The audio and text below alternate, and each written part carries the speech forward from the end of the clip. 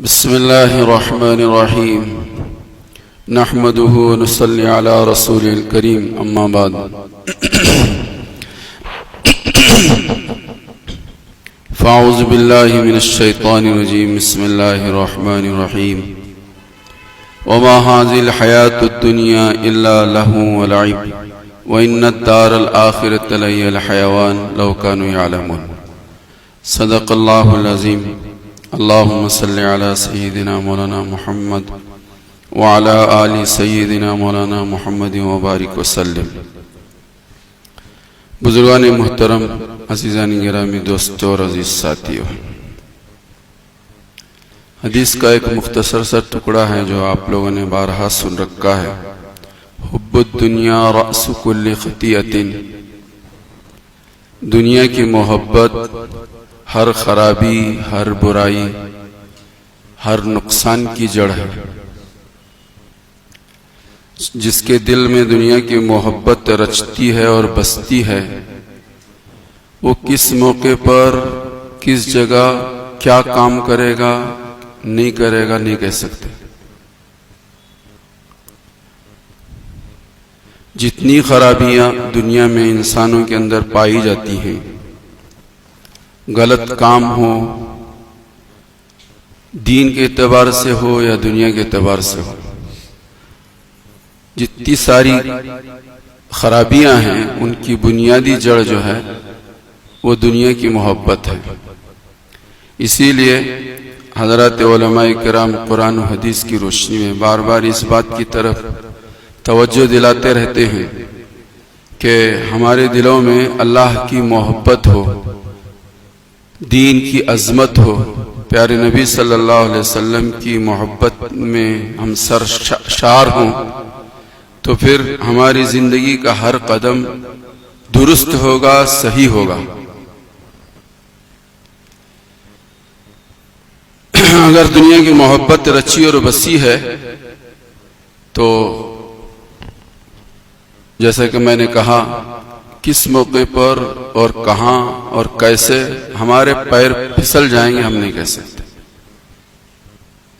یہ وقت بتائے گا کہ فلاں آدمی نے فلاں موقع پر فلاں جگہ پر یہ غلط کام کیا.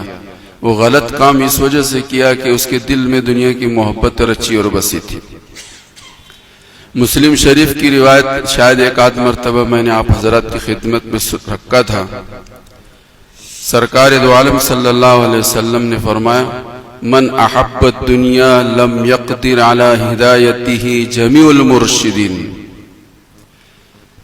سرکار نے فرمایا کہ جس کے دل میں اللہ کے علاوہ دنیا کی محبت رچتی اور بستی ہے، سارے دنیا کے نیک اللہ والے، کتب، ابدال سب مل کر اسے راہ راست پر لانا چاہے تو قطعاً نہیں لا سکتا، نہیں لا سکتا. دنیا میں جتنی دین کی محنتیں ہو رہی ہیں ان کا لب لباب، ان کا خلاصہ یہ ہے کہ دل سے دنیا کی محبت نکالو، اللہ اور اس کے رسول کی محبت کو بساؤ. جب اللہ اور اس کے رسول کی محبت دل میں رچے گی اور بسے گی تو ہر کام کرنا ان کے لیے آسان ہے، ہر کام کرنا آسان ہے. جس لائن سے بھی، جہاں بھی، جیسی بھی دنیا میں دین کی جو محنت ہوتی ہے، اس کا لب لباب، اس کا خلاصہ یہ ہے کہ تمہارے دل سے دنیا کی محبت ختم ہو، اللہ اور اس کے رسول کی محبت دل میں پیدا ہو، آخرت کی نعمتوں کی رغبت پیدا ہو. اگر یہ خوبی پیدا ہوئی ہے تو تمہارا یہ محنت کرنا تمہارے لیے کارآمد و سود مند ہے. دین کی محنت، کسی بھی شعبے میں دین کی محنت کر رہے ہو، جس لائن سے بھی محنت کر رہے ہو، ان محنتوں پر اپنی جان، مال، تن، من، دھن کی بازی لگا رہے ہو، لیکن دنیا کی محبت دل میں گھر کیے ہوئی ہے، وہ تو ساری محنتیں بیکار ہے، ضائع ہے، اگر دل سے دنیا کی محبت ختم نہیں ہوتی. تو پیارے نبی صلی اللہ علیہ وسلم نے مختصر سے ٹکڑے میں بتا دیا، من احب الدنیا لم یقدر علی ہدایتہ جمیع المرشدین. سارے کتب ابدال مل کر اسے ہدایت نہیں دے سکتے، اسے راہ راستے پر نہیں لا سکتے، اسے سیدھے راستے پر نہیں لا سکتے، اسے جنت والے راستے پر نہیں لا سکتے، اسے اللہ سے قریب نہیں کر سکتے. نہیں کر سکتا. اور پھر آگے اس کے بعد سرکار نے فرمایا من ترک الدنیا لم يقدر على ضلالته جميع المفسدين، کہ جن کے دل میں دنیا کی محبت نہیں ہے، جن کے دل میں دنیا کی محبت نہیں ہے، دنیا کی سپر طاقتیں بھی ان کو نیچا نہیں کر سکتی، ان کی گردن کو جھکا نہیں سکتی. دنیا کے تمام باطل پرست، دنیا کے تمام شیطان مردود مل کر بھی اس کو گمراہ کرنا چاہے تو گمراہ نہیں کر سکتا. لم يقدر على ضلالتی جمیع المفسدین، سب مل کر بھی اس کو گمراہ کرنا چاہے تو نہیں کر سکتے. اس لیے کہ بنیادی طور پر اس کے دل میں اللہ اور اس کے رسول کی محبت ہے، دین کی عظمت ہے. صاف صاف طور پر پیارے نبی صلی اللہ علیہ وسلم نے یہ بات کہہ دی. تو اصل بیماری، اصل بنیادی جڑ جو ہے میری اور آپ کی جو ہے، وہ دنیا کی محبت کا ہونا اور نہ ہونا ہے، ہونا نہ ہونا ہے. اسی لیے سرکار دو عالم صلی اللہ علیہ وسلم نے ایک موقع پر فرمایا ان امامکم عقبۃ قعود، لوگوں تمہارے سامنے ایک بہت دشوار گزار گھاٹی ہے، بہت دشوار گزار گھاٹی ہے. موت کا مرحلہ ہے، قبر کی منزل ہے، میدان محشر ہے، پل صراط ہے، میزان ہے، جام کوثر ہے، جہنم سے بچنا ہے، جنت کے اندر جانا ہے، خدا کے سامنے کھڑا ہونا ہے. عقبتن قعودن، ایک بہت بڑا مسئلہ ہے. اس مسئلے کے سامنے دنیا میں جتنے آج سے پہلے مسائل امت پر آئے، انسانوں پر آئے، اس کے بعد جتنے مسائل آئیں گے وہ سب کے سب بے حیثیت ہے، بے حقیقت ہے. یہ خواب ہے، اس کی کوئی حقیقت اور کوئی حیثیت نہیں ہے. تمہارے سامنے ایک بڑی گھاٹی آنے والی. عقبتن قعودن، بہت دشوار گزار گھاٹی آنے والی ہے. سرکار نے فرمایا لا یجوزها المسکلون، کان کھول کے سن لو کہ اس گھاٹی سے جن کے بدن بوجھل ہوں گے، جن کے کاندھوں پر بوجھ ہوگا، ان گھاٹی سے وہ آسانی کے ساتھ پار نہیں ہو سکے. لا یجوزها المسکلون. پھر سرکار نے فرمایا فَأُحِبُّ أَنْ أَتَخَفَّفَ لِتِلْكَ الْعُقْبَةِ، میں یہ چاہتا ہوں کہ ہلکا پھلکا رہوں اس گھاٹی کے لیے، وہ آنے والی گھاٹی کے لیے میں اپنے آپ کو ہلکا پھلکا رکھوں. سرکار کا خود صرف تنے تنا سرکار کی زندگی نہیں ہے، سرکار کے سارے گھرانے کی زندگی اٹھا کر دیکھیں تو آپ کو یہ ملے گا کہ آپ علیہ الصلوۃ والسلام کے گھر میں آپ کی بیویاں 9 بیویاں تھی، لیکن ایک سا جو یا 100 دانے صبح سے لے کر شام تک رہے ہوں، شام سے لے کر پھر وہ صبح تک رہے ہوں، ایسا کبھی پوری زندگی میں نہیں ہوا ہے.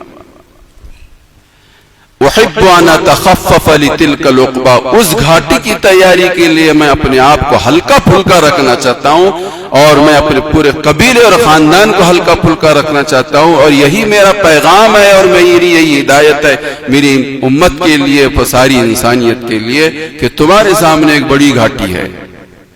عقبتن قعودن.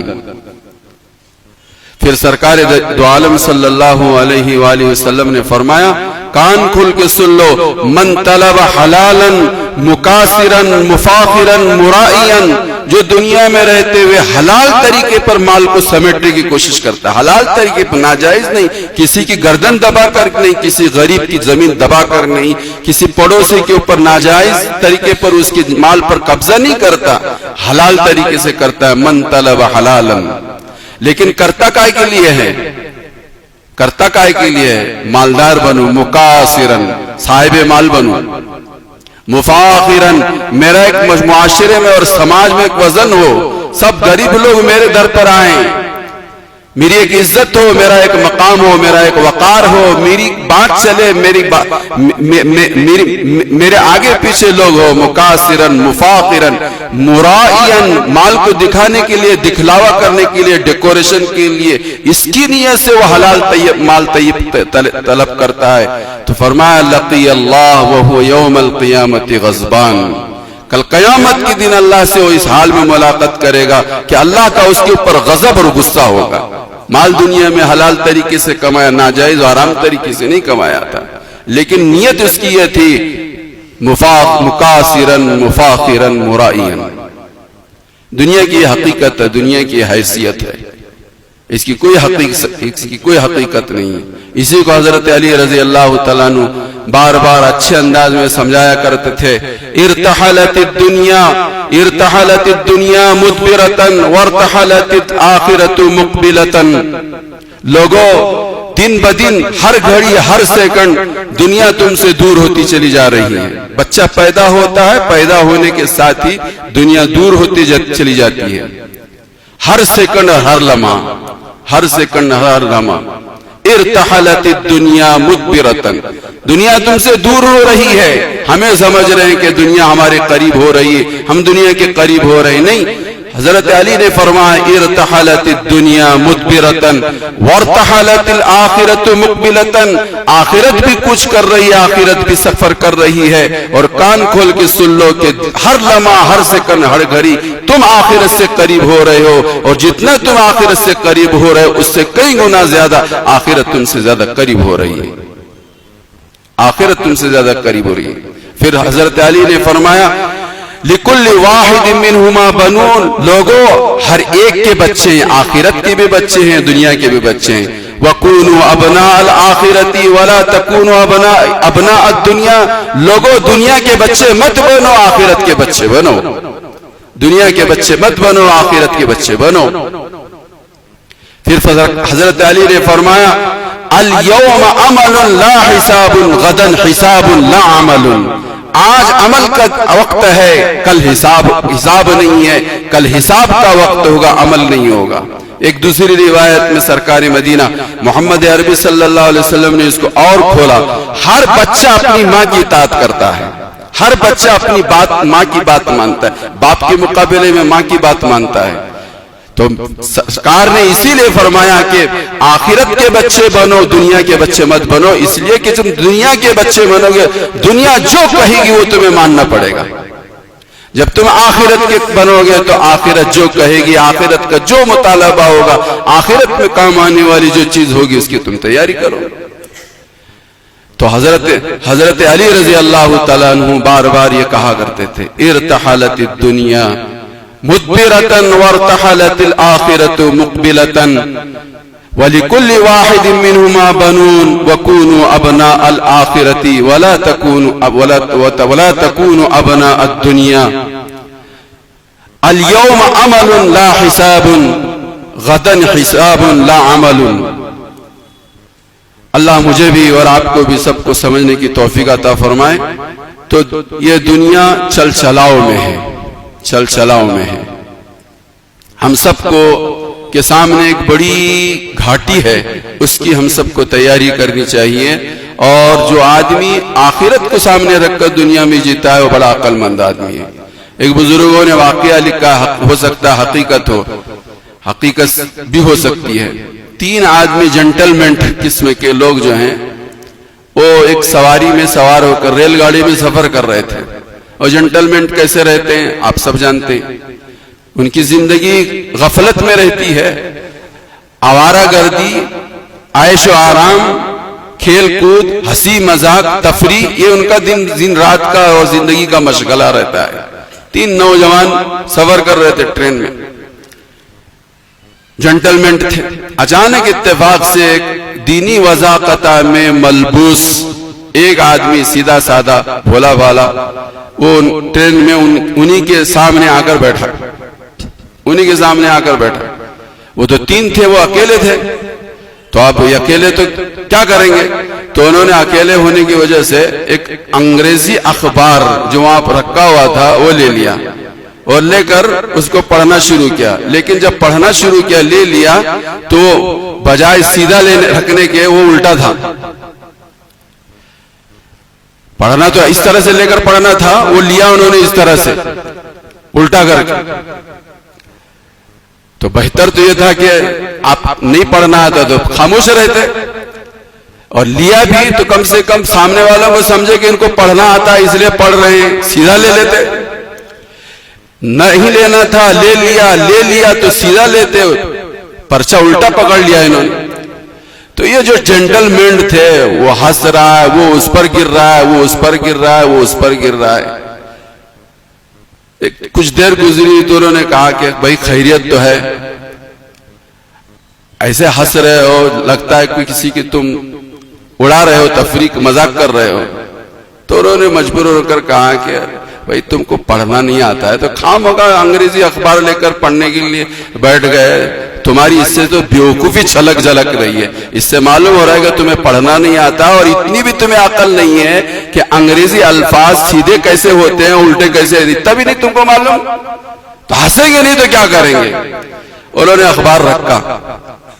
اخبار رکھا, رکھ کر کہا کہ جینٹلمینٹو کان کھول کے سن لو, میں بی انجینئر ہوں اور مجھے نہیں پتا کہ تم کو انگریزی آتا ہے نہیں آتا ہے, تم سے زیادہ انگریزی بولنے پر میں قادر ہوں.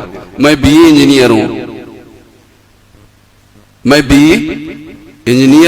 اور بہترین انگریزی